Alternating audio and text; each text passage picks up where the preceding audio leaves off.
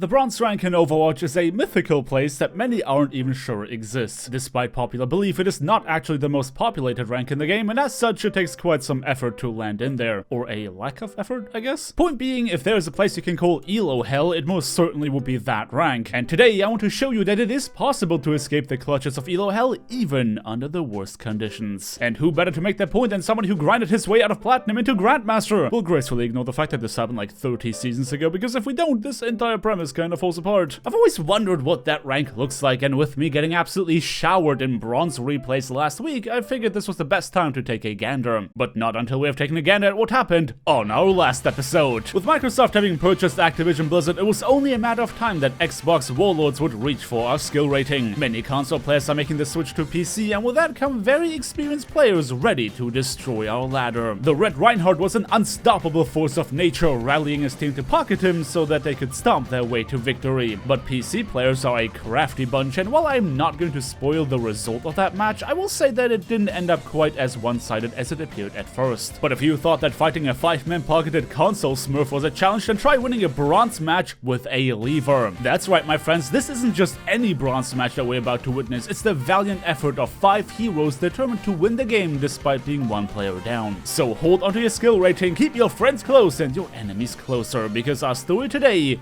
takes place on Havana. And please, be nice in the comment section. Now, Havana is a painful map to play on for players of most ranks, but a lot of the difficulty that is created comes as a result of hitscam players holding the long sightlines. I'm curious to find out how a bronze match is gonna play out, considering that such hitscam prowess cannot possibly exist in this rank. But either way, this game was about to begin. The blue team had the right hint of an idea to start off their defense. Holding close to trap the attackers in their spawn is common practice on this map, but instead of aggressively pushing into their opponents, they decided to give up space without much retaliation. OG Noob, the Zenyatta player who submitted this replay, immediately felt the effects of his team's cowardly playstyle as he found himself harassed by the enemy tracer. The only saving grace for him was the fact that in this rank, landing your shots appears to be more of a coincidence than deliberate effort. Though the random nature of this low rank phenomenon is no longer part of the equation when you decide to stand still, which is exactly what Fangor decided to do, and well, even a bronze player can hit stationary targets, meaning that he would be sent back to spawn. Trying to maintain a defensive lineup with only Zenyatta as your support is a futile effort in the face of a lack of aggression. The blue team needed to equalize the engagement by utilizing OG's Discord orbs, but instead they caved in response to the approaching payload. My mans was making a valiant effort to frag out when his DPS couldn't, and hastily popped his Transcendence pretty much right after charging it. But our friend was fighting a losing battle as his comrades fell around him all the same. Playing Soldier 76 was a smart decision from Lee, seeing as how his ultimate literally negates the weakness of an obvious lack of aiming ability. Not only was the first point lost, but the stagger was imminent, meaning our heroes needed a plan to find their footing. Now that plan should have not been to pop window before the coward even turned the corner. While the red team simply sidestepped away behind cover to avoid the incoming damage, the rest of the defenders realized, yeah, this is not it, chief. Thankfully, Anji realized that taking angles that can actually help you spot your opponents makes a lot more sense, and seeing as how Hanzo's entire kit is based around randomly hitting your arrows anyway, it's not like being a bronze player gave him any sort of disadvantage. Our Jesus has allowed our heroes to stabilize and stop the payload before losing the second point, but the essence of skill is to turn what is otherwise a random occurrence into a habit. So unless our heroes can begin to execute on that, they'll have a hard time before even having to deal with a lever. But the only thing that did end up becoming a habit was Fangor putting himself in really bad situations, and once again, they were the first one to bite the dust. It was the red team's turn to use some ultimates now, and without an immortality field, they'd struggle to stay alive. OG had made the swap to Ana, meaning that there was no Transcendence to save the day either, and as much as he could save himself from getting staggered, the damage was already done. Amazingly, a single low HP soldier was enough to stop the blue team from even trying to contest the payload, which, come on guys, you have a shield and there's like 5 of you. Unfortunately, it got even worse because there was a flanking Junkrat on the loose, and let's just say that he was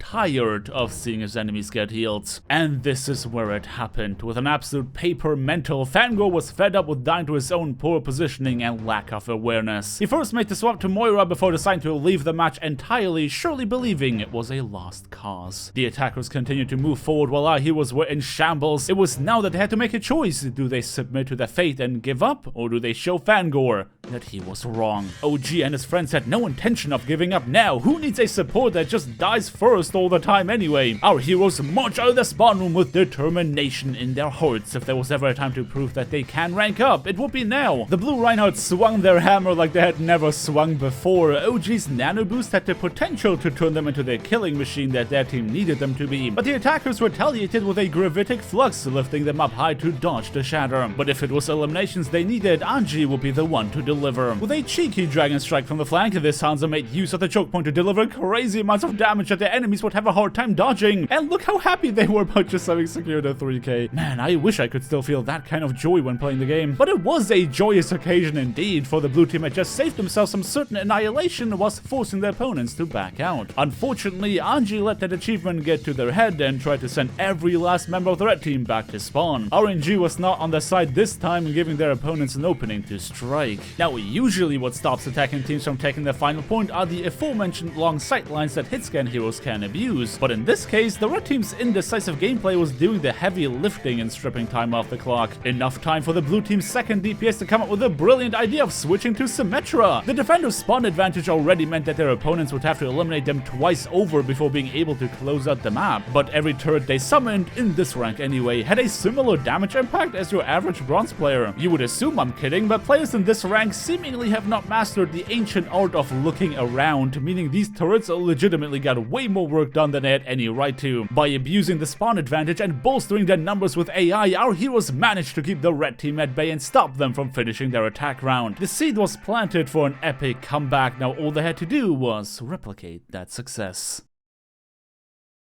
One round into this match and we have already learned some valuable lessons. Don't needlessly back away from the opponents when you can push them instead. High ground is good, but not if you stand still while using it. And, oh right, AI is absolutely busted in bronze. Honestly, the blue team did well with the hand that they were dealt. Havana's last point is famously difficult to crack for attackers because of the 2 CP on wheels nature of the payload game mode, so holding onto that point with one player down is not as hard as you might think. Unfortunately, the red team took a slice out of our hero's playbook, and since the Symmetra turrets got so much work done, they decided to bolster their own troops as well. But at least the opposition also mirrored the same mistakes in that they made no effort to challenge the attackers as they started off the round. The reason you want to take your fights close to the spawn doors is because if you lose an engagement anywhere near the choke point, the payload has already made too much progress to get a clean second fight. So you're not technically trying to spawn camp them indefinitely, you just want to strip time off the clock. But that's enough lessons for now. The second round began and Anji immediately identified the enemy team's turret as a threat that needed to be dealt with. In fact, the entirety of the blue team rallied to make sure that no AI could interfere with that progress, and as much as playing Pharah without a mercy pocket is a bold move, it ended up working well so far. The good thing about only having one support hero is that all the ultimate charge for healing goes to a single player. Using that swiftly acquired ultimate, OG turned his Reinhardt into a death machine yet again to put their fear of God into the hearts of the defenders. Funnily enough, the enemy Moira was the only survivor, and they specifically decided to show us why running Pharah with only a single support on your team is a bad idea. But that mattered not, because the momentum was on our side now. A lack of decisiveness painted the actions of both teams in this rank, but inaction always benefits the aggressor, meaning our heroes continued to make good progress. Anji continued to put the rest of the team on their back with yet another cheeky flank. At this point, I'm inclined to call their accuracy skill more than coincidence, but whatever the case may be, they made their presence known. Following those early picks, the only right play was to invest an ultimate or two into keeping up that momentum, and this Diva Bomb achieved just that. The blue team realized that pushing the advantage was the right play, and for the first time in this match, we are seeing some decisive moves. But not everyone could keep up with the pace. Anji was assassinated in the backline, and OG was the only one who noticed it. With his entire team chasing down survivors, he was left on his own, bobbing and weaving to make sure his team did not lose their only support, and thankfully his comrades came to the rescue.